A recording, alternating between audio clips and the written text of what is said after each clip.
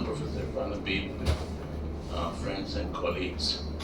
Um, Professor Habib, it's an honor and privilege to have you here chairing the session. Even as I'm tempted to pass on the mic to you, because nobody in this audience knows more about Sir Syed and Aligarh movement than you do. And not just because you've read so much in Sir Syed, but also because you represent Aligarh. You embody Aligarh in its most creative moment. So, I'm willing to swap roles and let Habib take the mic instead. I think every year in October, Aligarh and Aligarhians the world over remember Sir Syed and then quickly forget him to remember him again October next year. There has been a lot of debates and discussions that occur in October on Sir Syed's outlook, Sir Syed's personality, Sir Syed's political thought, and his educational vision. But I've also noticed that the debates and discussions on Sir Syed hover around certain fixed set of themes and topics. So was Sir Syed a nationalist or a loyalist? Was Sir Syed a communalist or a secularist? Was Sir Syed a propounder of two-nation theory or a hardcore nationalist? Or if Sir Syed was the leader of the Indo-Muslim community or just the leader of Indo-Muslim aristocracy? So these sets of issues have engaged the Aligarh fraternity for very long. But I think it's good. In a way, it's good that Aligarh has its fair share of admirers of Sir Syed, but also its fair share of critics. In the end, however, I think both positions are not helpful. The tendency to, and forgive me for this, the tendency to venerate Sir Syed has its problems. And one problem that I see is very, very important is the tendency to ignore human fallibility. So in our anxiety to revere this man, we forget that human beings are fallible, human beings make mistakes, and that all political visions are actually in the end bound by time and space. I also think that the critics and the recent very shrill attacks on Sir Syed are also not very helpful, partly because they are anachronistic. They judge the man by modern standards, by modern ethical standards, and that's not very helpful. Because one thing that we should not ever forget is that all human beings, all human actors are actually constrained by time and space. No human being, however great, has the ability to think beyond the time. And the time that Sir Syed was living in was defined by colonialism. And I think therefore there is a need to situate his project, his thought and his ideas within the framework of colonial development. And I think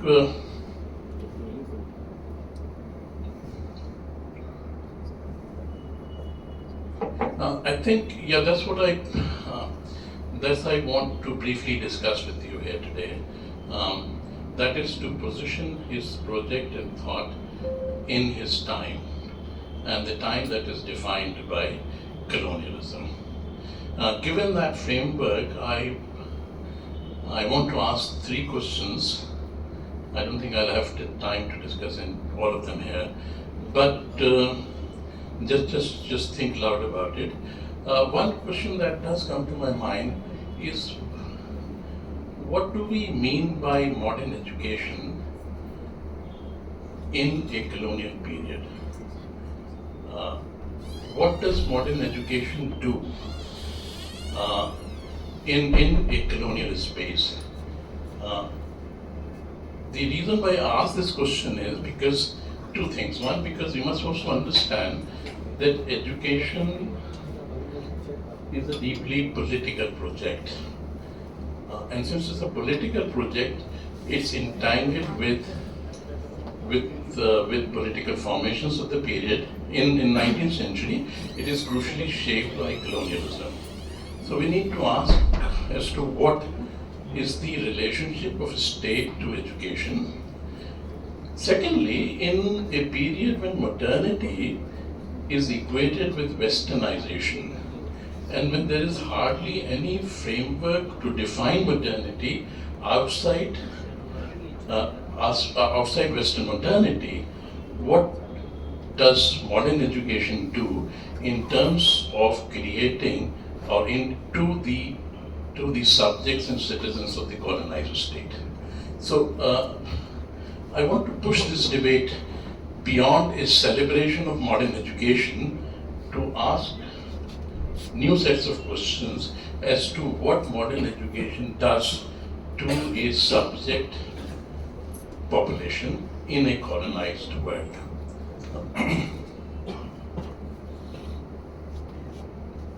Secondly, second question related to this is how do we separate tradition from modernity? This is, I think, an important question which we never ask. Somehow we position modernity, or we assign modernity a certain element of privilege that may or may not necessarily be a valid one. Particularly in a situation where modernity is defined by colonialism, is modernity a privileged moment? We need to ask that too. Secondly, let's also be clear that tradition is in many ways very modern, and modern in many ways is very traditional. So the boundaries that separate tradition from modernity is very fluid, is very social, is politically constructed. Why, for example, do we believe that Deoband is a traditional institution? And why do we then believe that Aligarh is a modern institution? And what is the separation? Why is this separation there? What is this separation doing in terms of our shaping of the modern world? That's the second question I want to say. Because I think these are very fluid categories. The categories of tradition and modernity are very fluid, very social, and have a deep political implications, particularly in a space defined by colonialism. When the contours of modernity are defined by colonialism, you must understand that distinction between tradition and modernity would have huge political repercussions. So perhaps we need to question the privilege we assign to modern education, the privilege we assign to Sir Syed's movement, by drawing this dichotomy between traditional education and modern education. Open question, but I think it's an important question to ask. The third is, what do we mean by modernity? Is it a privileged moment? It is a privileged moment only if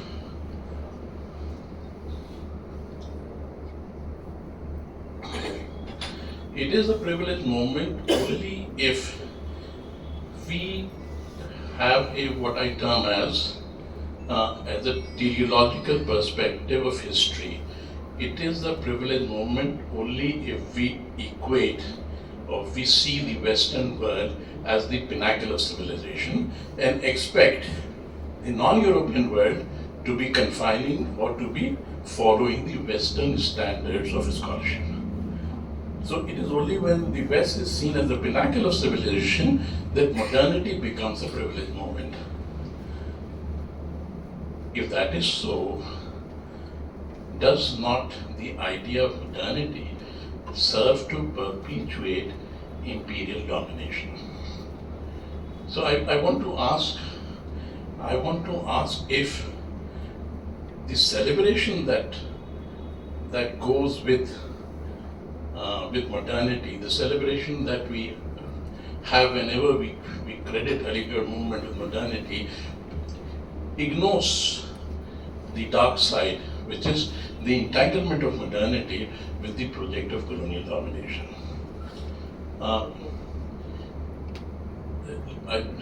Okay, so let me take the first issue, which is about modern education. What do we mean by modern education under colonialism? That's the question. It would mean very different in a social space that is not defined by colonialism. Which is to say, modern education would have a very different set of purposes and objectives in the European world. But in colonial India, the situation is far more complex. In trying to understand, tell me when to stop. In trying to understand the relationship of modern education to colonialism, I was very inspired by the work of Paulo Freire. I don't know how many of you are familiar with his work. He has this book, one is Pedagogy of the Oppressed, but the other one is called White Masks, Black Bodies. This is what he argued modern education does to the colonized. It gives them a white mask so that they become white in everything, in the way they think, in the way they imagine the world around them, but they still have a black body. This is important because there is therefore a sense of violent cultural dislocation that is inherent to the project of modernity. So while we commend modern education, which we should, let's also not forget that it has a destabilizing consequence. It brings a sense of cultural uprootedness, a sense of cultural alienation. Because modernity is constructed on Western values. Now, if it's constructed on Western values, anything that is non-Western has no cultural capital. So you are a civilization without any cultural resource of its own. And therefore it's important to understand that perspective. Similarly, in the context of South Asia,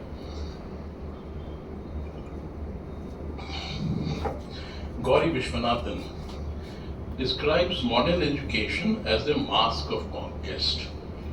So you can conquer countries through violent, forceful means, but you can also achieve the same objective through modern education.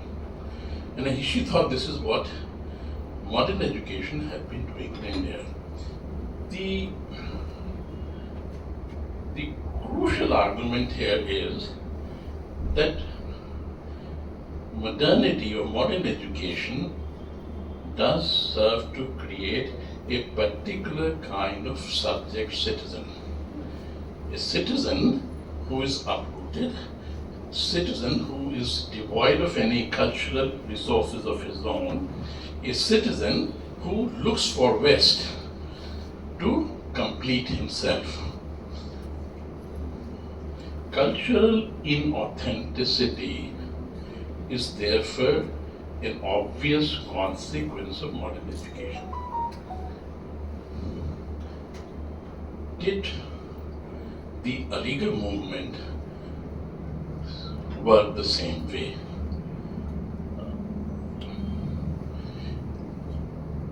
To a certain extent, yes. But I think, yes, to the credit of the Aligarh movement, and it's an important question as to how this worked, Aligarh did succeed in preventing a semblance of cultural authenticity despite pushing forward the project of modernization. There, I think, is a significant contribution of Sir Syed and the Aligarh movement. It didn't come with Sherwani, it didn't come with Tarana, but it was much more deep-rooted. And therefore, I think it didn't happen in the case of Bengal, for example. The Bengal Renaissance, Lerozios and others did push for westernization or Western-derived models of modernization in a vigorous way, denying everything, denying their cultural resources as of little value. But it doesn't happen in the case of the illegal movement. And I think for that, yes, I believe that Sir Syed did have an important role to play. But there's another story to this. I think I'll just take up this issue and then maybe the other two can be left out. But there's also another issue to it. When you push for a project of modern education in a colonized country, there is a certain disconnect between what you learn in the schools and the universities and what you experience in real life. Education, therefore, ceases to be an instrument of social change. Education, therefore, ceases to provide any critical consciousness, one that is interested in fostering social transformation. That is the crucial limitation of the educational project of a leader. Education serves to get you good jobs. You have to work in the government, you work as doctors, engineers and civil servants in high positions, certain security of life. But education as a political tool doesn't work in this education system. You have what is termed as an inorganic education system, which is divorced and separated from your real experiences in life. This is a tradition that is not specific to Sir Syed, but all modernist project of education. This is something that we have also inherited in the post-colonial period. Our education system does not have those resources that can bring in critical consciousness and foster social change. And I think this was also the case with Sir Syed and the elite movement. The other issue, I don't think I'm going to take. The other issue, so I mean, what I want to say is that we should be celebrating the project of modern education, but we should also be sensitive to its limitations. Its limitations in terms of preventing a political education becoming a political tool, in terms of thwarting any possibility of educational enhancing critical consciousness or becoming an agent of social change. That doesn't happen.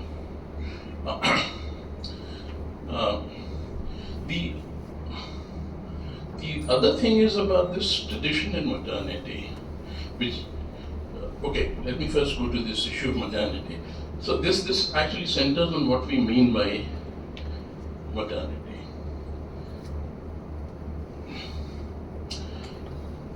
Unfortunately,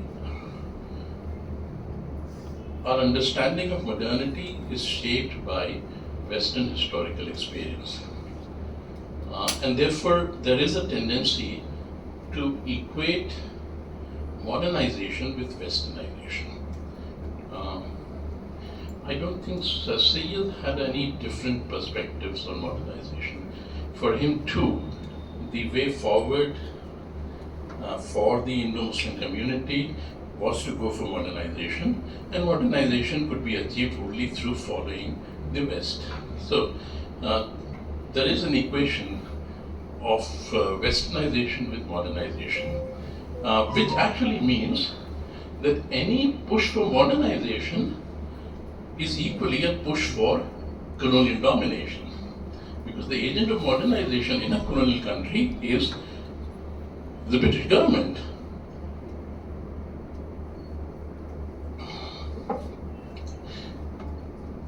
There are two things that are absent in this perspective.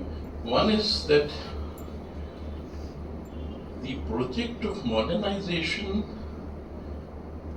develops in total disregard of the Indian historical and cultural resources. It's a Western project. So there is an element, the people of literature here, there's an element of mimesis here. So you have a mimetic perception of modernity, and it is for this reason that Faisal Devji, someone who I think has been awarded by Aligarh, describes Sir Syed's formulation of modernity as based on what he terms as apologetic modernity.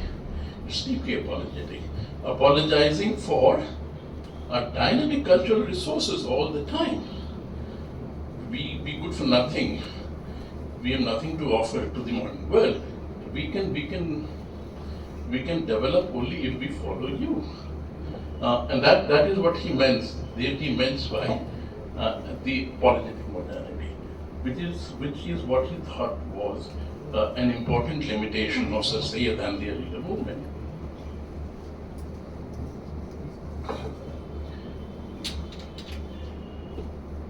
Crucially, this argument is based on a very artificial, and this is my last point. This is, sorry, I just keep saying this, very artificial separation of tradition from modernity.